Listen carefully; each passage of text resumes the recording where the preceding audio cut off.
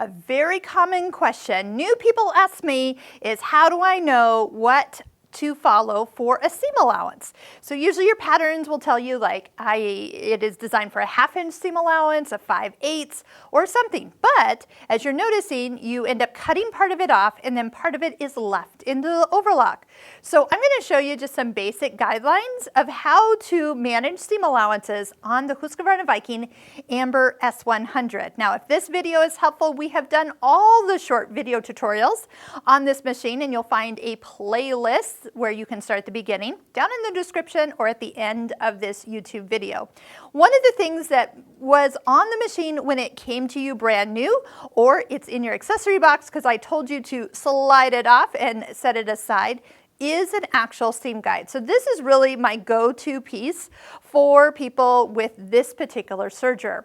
Some sergers have little marks right here that are for different seam allowances. You could even put a sticky note here and have something to follow.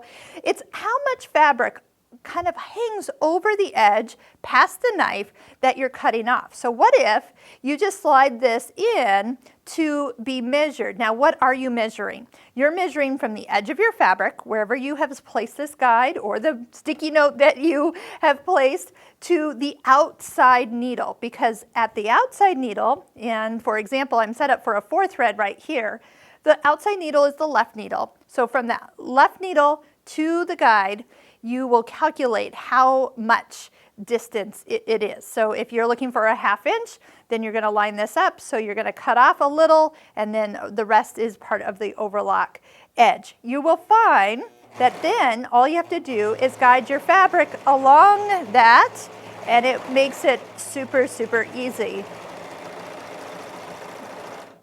for perfect, accurate seams. Now I know this kind of opened up, but there's your before and after, and then we would measure what the total distance was, and then you'll know what your seam allowance is and if that matches your pattern. So that is always easy.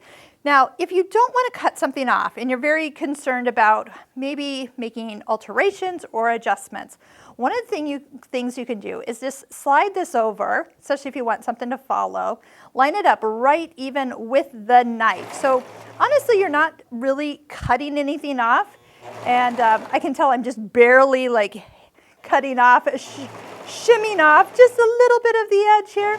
But what happens is if you are unsure what the seam allowance is to not cut anything off. Do an overlock on each individual edge. Then take it back to your sewing machine and then sew the seam. And when you sew it, that will allow you to make adjustments easily, and you haven't removed any fabric that you might wish you had later. Like maybe you have to let it out a little bit, but there's no fabric left, so you can't. So I know with fitted garments, this is more what I do. I don't usually use a 4 thread overlock. As I'm set up here, I'll use a 3 thread overlock, and then I'm just working with just a nice narrow basic edge. So that is a couple ways to approach working with patterns with seam allowances. Here's that link at the end of the video where you can click and join us on the playlist and watch all the videos from start to finish.